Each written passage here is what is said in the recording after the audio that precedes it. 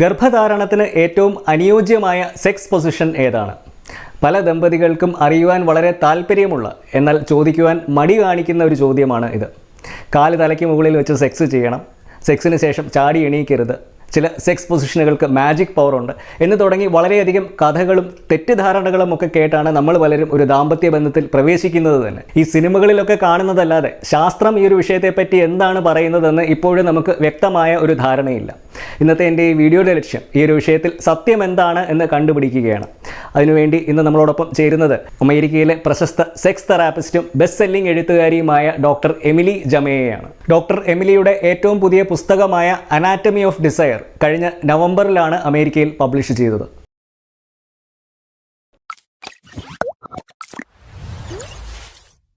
നമസ്കാരം, എൻ്റെ പേര് സംഗീത് സെബാസ്റ്റ്യൻ. ഞാനൊരു സെക്ഷുവാലിറ്റി റൈറ്ററും സെക്സ് എഡ്യൂക്കേറ്ററുമാണ്. ലൈംഗികതയെപ്പറ്റി ജനങ്ങൾക്ക് തെളിവുകളുടെ അടിസ്ഥാനത്തിൽ ശരിയായ അറിവുകൾ നൽകുക എന്നുള്ളതാണ് വിവോക്സിൻ്റെ സ്ഥാപിത ലക്ഷ്യങ്ങളിലൊന്ന്.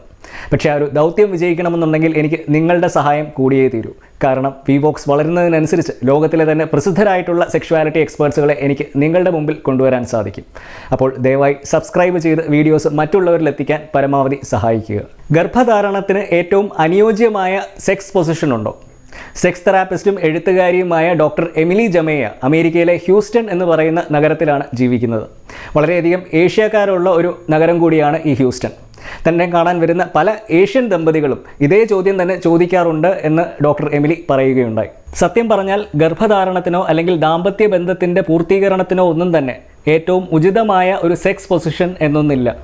ലൈംഗിക ബന്ധത്തിൽ ഏർപ്പെടുമ്പോൾ അത് ഏത് പൊസിഷനിലാണ് ഏർപ്പെടുന്നത് എന്നുള്ളത് ഗർഭധാരണത്തിന് ഒരു വിഷയമേ അല്ല. ഒരു പുരുഷൻ്റെ ലിംഗത്തിൽ നിന്നും ശുക്ലം വിസർജിച്ചു കഴിഞ്ഞാൽ അത് ഏത് ആംഗിളിൽ നിന്നായാൽ പോലും ബീജത്തിന് അതിൻ്റെ ലക്ഷ്യത്തിലെത്തുവാൻ സാധിക്കും. ലൈംഗിക ബന്ധത്തിന് ശേഷം കുറച്ചു നേരം അനങ്ങാതെ കിടക്കുന്നതിൽ തെറ്റൊന്നുമില്ല.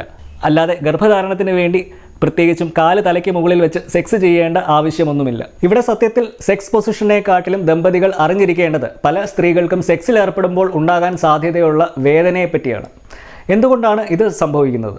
ഇതുണ്ടാകുന്നത് പ്രധാനമായിട്ടും സെക്സ് പാടില്ല, ഒഴിവാക്കണം, പാപമാണ്, കല്യാണത്തിന് മുമ്പ് സെക്സിനെ പറ്റി ചിന്തിക്കുക പോലും ചെയ്യരുത് എന്നൊക്കെ കേട്ടുകൊണ്ടാണ് ഒട്ടുമിക്ക സ്ത്രീകളും ജീവിതകാലം മൊത്തം വളരുന്നത്. പിന്നീട് കല്യാണത്തിന് ശേഷം സെക്സിൽ ഏർപ്പെടുന്നത് ഓക്കെയാണ് എന്ന് ചിന്തിച്ചാൽ പോലും നിങ്ങളുടെ ശരീരം താനെ മുറുകി പോവുകയും പെൽവിക് ഫ്ലോർ മസിൽസുകൾ സങ്കോചിക്കുകയും ഒക്കെ ചെയ്യും. ഈ പെൽവിക് ഫ്ലോർ മസിൽസ് എന്ന് പറയുന്ന ഭാഗമാണ് നമ്മുടെ അരക്കെട്ടിന് താഴെയുള്ള പേശികൾ. ഈ ലിംഗം യോനിയിൽ പ്രവേശിപ്പിച്ച് ചെയ്യുന്ന സെക്സിൽ ഒരു പ്രധാന പങ്ക് വഹിക്കുന്ന ഒരു ഭാഗമാണ് ഇത്. അപ്പോൾ ഈ പ്രദേശത്തെ പേശികൾ അല്ലെങ്കിൽ മസിൽസുകൾ ടൈറ്റായി കഴിഞ്ഞാൽ ഒരു ശാരീരിക ബന്ധം തന്നെ വളരെയധികം വേദനാജനകമായിട്ട് മാറും. ഇംഗ്ലീഷിൽ ഇതിന് പറയുന്ന പേരാണ് ഡിസ്പുറോണിയ, അതായത് ജനനേന്ദ്രിയ ഭാഗങ്ങളിലെ വേദന. പുരുഷന്മാർക്കും ഇതേ പ്രശ്നം തന്നെ ഉണ്ടാകാം. അവർക്ക് അത് അനുഭവപ്പെടുന്നത് ഉദ്ധാരണ പ്രശ്നമായിട്ടും ശീഘ്രസ്ഖലനമായിട്ടും ഒക്കെ ആയിരിക്കും. അപ്പം ഇവിടെ ഒരു ശാരീരിക ബന്ധം തന്നെ സാധ്യമാകണമെന്നുണ്ടെങ്കിൽ ഈ ഒരു പ്രശ്നം ആദ്യമേ തന്നെ പരിഹരിച്ചേ പറ്റൂ. പക്ഷേ ഈ ഒരു പ്രശ്നത്തെപ്പറ്റി അറിഞ്ഞുകൂടാത്ത ദമ്പതികൾ ഇതിനെ വ്യാഖ്യാനിക്കുന്നത് പങ്കാളിയുടെ ലൈംഗിക താല്പര്യമില്ലായ്മയായിട്ടും അവർ സ്വീകരിക്കുന്ന സെക്സ് പൊസിഷൻ്റെ പ്രശ്നമായിട്ടുമൊക്കെയാണ് എന്നായിരിക്കും. കാരണം അവർ ചിന്തിക്കുന്നത് ഈ സെക്സ് പൊസിഷൻ നേരെയായി കഴിഞ്ഞു കഴിഞ്ഞാൽ വേദന മാറുകയും ഗർഭിണിയാകുകയും ഒക്കെ ചെയ്യും എന്നാണ്. അങ്ങനെ അവരൊരു ശരിയായ അല്ലെങ്കിൽ ഏറ്റവും ഉചിതമായ സെക്സ് പൊസിഷൻ തേടി നടക്കുകയും ചെയ്യും. ഇവിടെയാണ് നിങ്ങൾ ഒരു ശരിയായ ലൈംഗിക വിദ്യാഭ്യാസത്തിൻ്റെ പ്രാധാന്യത്തെപ്പറ്റി മനസ്സിലാക്കേണ്ടതിൻ്റെ ഒരു ആവശ്യകത.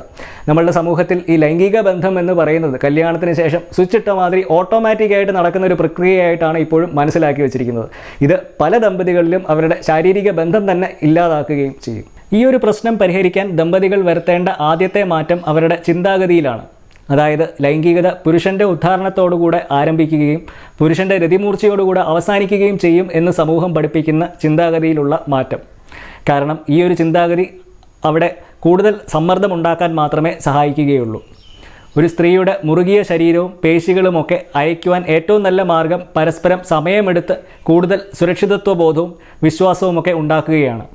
പിന്നീട് ഫോർപ്ലേയുടെ ഭാഗമായിട്ട് സാവധാനത്തിൽ വിരലുകൾ ഉപയോഗിച്ച് ശരീരം സെക്സിന് തയ്യാറായോ എന്ന് പരീക്ഷിച്ച് നോക്കാവുന്നതാണ്. എന്നിട്ടും ശരീരം അയയുന്നില്ല എങ്കിൽ ഒരു പെൽവിക് ഫ്ലോർ സ്പെഷ്യലിസ്റ്റിനെ കാണേണ്ടതാണ്. ചുരുക്കം പറഞ്ഞാൽ ഈ ഗർഭധാരണത്തിനായിട്ട് ഏറ്റവും ഉചിതമായ ഒരു സെക്സ് പൊസിഷൻ എന്നൊന്നില്ല.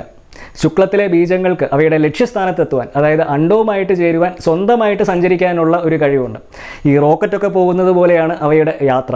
അതുകൊണ്ട് തന്നെ ഒരു പുരുഷൻ്റെ ലിംഗം യോനിക്കുള്ളിൽ ഏത് കോണിലാണെന്നോ സ്ത്രീയുടെ കാലുകൾ എങ്ങനെയാണെന്നോ അതുമല്ലെങ്കിൽ നിങ്ങൾ ഏത് പൊസിഷനിൽ നിന്നാണ് സെക്സ് ചെയ്യുന്നതോ ഒന്നും തന്നെ ഈ ബീജങ്ങളുടെ യാത്രയെ ഒരു തരത്തിലും ബാധിക്കത്തില്ല. അപ്പോൾ ഒരു പുതിയ വീഡിയോയുമായിട്ട് നമുക്ക് വീണ്ടും കാണാം. So until next time, this is Sangeet Sebastian signing off for VVox. Just sex, no shame.